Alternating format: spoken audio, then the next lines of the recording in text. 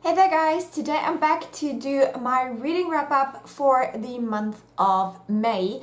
Now I have surprisingly read quite a lot in May, even though this is like a super busy month for me, and it's not completely over yet, but I don't think I will finish anything else because I'm preparing to move, because June is gonna be my moving month, and also there's going to be lots of other things, work will be crazy and stuff like that, so yeah. Let's just get into the books before I ramble on. The first thing I wanted to talk about is the Shadow Me series by Tara Maffei. I've read the first trilogy last year, and then I decided to pick up the novellas. Unite Me is the title of the collection, and the novellas are Destroy Me and Fracture Me. Now Destroy Me is from the point of view of Warner after Juliet shot him.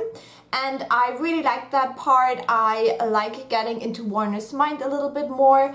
And yeah, I think that one was quite nice. A Fracture Me is from the point of view of Adam. Now Adam is not my favorite character, and so I struggled with it a little bit more. I find it hard to understand why he does what he does, especially how he treats his little brother, but also other aspects are just very hard to grab for me. And I don't feel like this story helped me understand him more. But it was still interesting, and it was nice to get back into the world. I don't think you have to read this, but if you're interested in it, I don't think you're doing anything wrong. There's also a little part that is Juliet's journal, which I think is interesting to see it all in one place, but if you have read the trilogy and the short stories, you have read pretty much everything that is in this little journal part. So it's not anything new that you learn about Juliet. So I gave this collection around 3.5 stars. I think these are just super easy to read, and I love the writing style. Then I got the fourth book, which is the start of a new trilogy, I believe, which is called Restore Me. I love the cover again. And this is a little bit different from the first trilogy because we actually get alternating chapters from Juliet and from Warner. And so we get into Warner's head much more, and we learn more about the world he lives in from his point of view, because actually he was brought up quite differently, and he always, you know, was taught to be a leader and stuff like that. So his point of view is so much different from Juliet's. Again, I found this so easy to read. It is not that big, but it's just so easy. You can read this in one sitting, and I love that. And I did like the the switch with Warner and all, but I feel like also with Juliet we get back into more of a mode like the first books, because in the last book she actually changed a lot. She had a lot of character development, which was interesting, but with this one we go back a little bit. We get more angst from Juliet's perspective, because she actually realizes that now she is the leader and she has no clue what she's doing, and she kind of starts feeling very anxious again and very out of place. And so I feel like this book fits into the series really well. I have not seen a lot of reviews of this, so I don't know what other people think, but since I've read this series so recently, I really fell back into the world very quickly, and I felt like this was a nice fit. It made sense to continue the story. There's not a whole lot happening in this book. I feel like we go through the emotions with the characters, but there's not a lot of plot. I didn't mind that. I do like stories like that. But there is a little bit of action at the end of it and a lot of setup for the next book, and I must say I'm excited for the next one. This is very escapist fiction for me. I love these to just delve into another world and not worry about my problems. And I will definitely get the next book as soon as it comes out. Another book that I absolutely loved, or let's say a book I absolutely loved this month, was The Surface Breaks by Louise O'Neill. This is a reimagining of The Little Mermaid. Now this book is absolutely stunning. I got the hardcover because it wasn't that expensive, and it's super pretty. Also the naked hardback, so gorgeous. You have this scale design. It just looks fantastic. I love having this on my shelf. But apart from the looks, this book really was exactly what I wanted. This is like a feminist retelling of The Little Mermaid, but not the movie, but the original fairy tale, which is very dark, very sad. And this book just did all that I wanted it to do. Now this book is about a mermaid.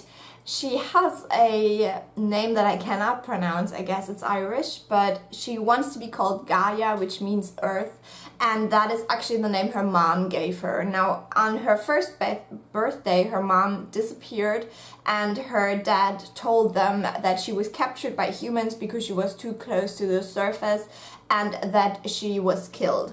But no one saw it apart from the father. Now, this world where the mermaids live in is very, very cruel. You have to look a certain way to be allowed to live there. If you don't look that way, you are banned from the kingdom and you have to live in the Shadowlands or whatever it's called. And women are suppressed, so they have to look a certain way, and they are not allowed an opinion, they're not allowed education, and they're basically just there to look pretty and be married off to someone. Now, Gaia is supposed to marry a very old guy who is very important for the military, and she's only 15, and she's supposed to marry him when she's 16. Now, when she turns 15, this is the first time that she's allowed to ever go to the surface and see what is above the water, and she's really excited for that. And when she goes up there, she sees a yacht, and there are teenagers on there, so this is pretty much like modern day times. And then there's a storm coming, and she stays there and just watches them and envies them. And then there's the storm coming, and the yacht is destroyed, and there is these other creatures. I just don't remember what they're called right off the top of my head, but they are there to take the man to the bottom of the sea and drown them. And she rescues one boy, Oliver, from one of these creatures, and with that, yeah, things start to happen. She falls in love with this boy even though she doesn't know him. And this is pretty much the very basic story of The Little Mermaid as we know it, but this book definitely takes its own spin on it. It's cruel, it's bloody, it's gory at points, but also very feminist. And I loved how Gaia is such a naive character, but she slowly starts seeing these things for herself. I just love how she is. When she's watching the yacht for the first time, she's wondering about how humans all look so different, because that's not allowed in the kingdom she comes from. So they have all these different skin tones and hair colors and eye colors, and she's just in awe of that, and she loved that so much. And yeah, there was so much in this book that I really adored, and I don't want to babble on about it too long. The ending was also quite well done. I was not sure how the ending would work out because it is very tragic in the book. But yeah, it was so nice. And this one, I think I gave like 4.5 stars. I don't actually quite remember. So then I read a book from the library, which was I'll Give You the Sun by Jandy Nelson. I did a little try chapter tag and decided to read that one. Now this book, it had a good size and bad size for me personally. I did like the storyline of Noah, which is I would say a queer boy. I think he's gay, I'm not quite sure what he classifies as. Can't talk anymore. But he falls in love with his neighbor, but the neighbor doesn't want it to be known that he is gay, so there's a little bit of a struggle there. Also, it deals with like a lot of family drama and stuff like that. And then Noah has a twin sister, and we also read from her perspective, but from 3 years later. So Noah's perspective is like 13, 14, and hers is 16. And she was a very popular child, a very popular girl, but then something happens, we don't know what, and when we read from her perspective, she tries to stay away from people, she tries especially to stay away from boys. She's in that art school, but she feels like she doesn't belong there, and she decides that she wants to do an art project to kind of calm down the spirit of her dead mom. So this is all a little bit weird. Like, this book definitely was different from what I thought it would be. Still, it had some very nice parts in it, some very entertaining parts, and I sometimes liked the dynamic between the siblings, but all in all, I just thought that the sister, whose name I don't even remember, Jude, I think. Jude? Oh. Well, I did not like her at all. She was such an unlikable character. The way she dealt with things, I could not relate to at all. She was very jealous. She did so much bad stuff, and yeah, I just had a lot of problems with her character, and so I didn't like reading the chapters that were from her perspective too much. And then the chapters in this book are like super long. Like, it's not like in Restore Me where you change perspective again and again and again. No, you have this huge chunk of a book from one perspective, and then suddenly you have a huge chunk from the other point of view, and that I thought was a little bit weird. Like, it was not my favorite, because whenever I would get used to one storyline, it would switch, and I would have to get into the other mindset again, and that was just difficult for me. So all in all, I think I would give it like a 3, maybe 3.5 stars. It was not as amazing as I thought it would be, but it was entertaining.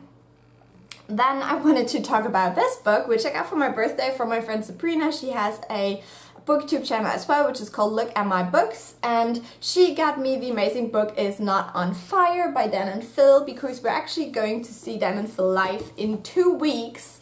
So this is very exciting, and in preparation for that, we read this book together, we tried at least, and I also got the audiobook for that because I heard that it would be great to consume both of these together, the audiobook and the physical copy, because there's a lot of pictures and stuff in the book, but having it read by Dan and Phil is also fun. So I did that.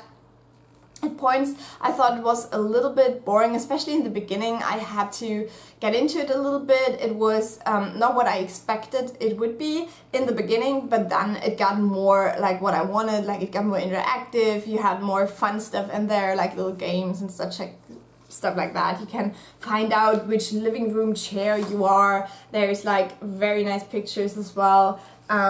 There is the Fanga, is that what it's called? I don't know, which was super cute. I also liked the fan fiction that Dan wrote, The Urge. That was so entertaining. So all in all, this was a fun book, one that I will definitely go back to and just flip through and read some pages again.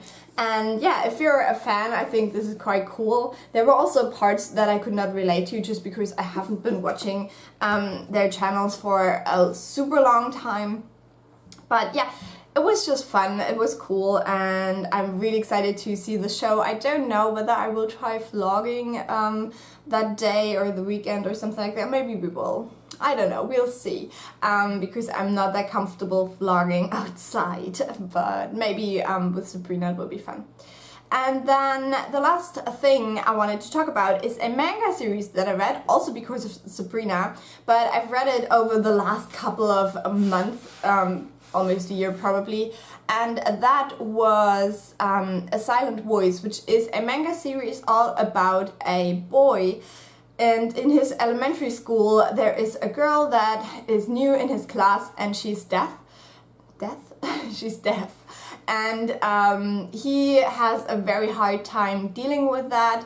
He has a lot of mental issues himself, and so yeah, this is all about, you know, the struggle that he goes through. He starts bullying her, and the whole class kind of joins in until she leaves the school one day. And then the other parts of the series set in later when he's in, I don't know, secondary school, and he decides that he wants to seek her out and kind of apologize for what he's done. He has pretty much lost all his friends because yeah, he was bullied himself later on in his life and stuff like that. And it's just all about how he's trying to to apologize to her and make up for what he did when they were children.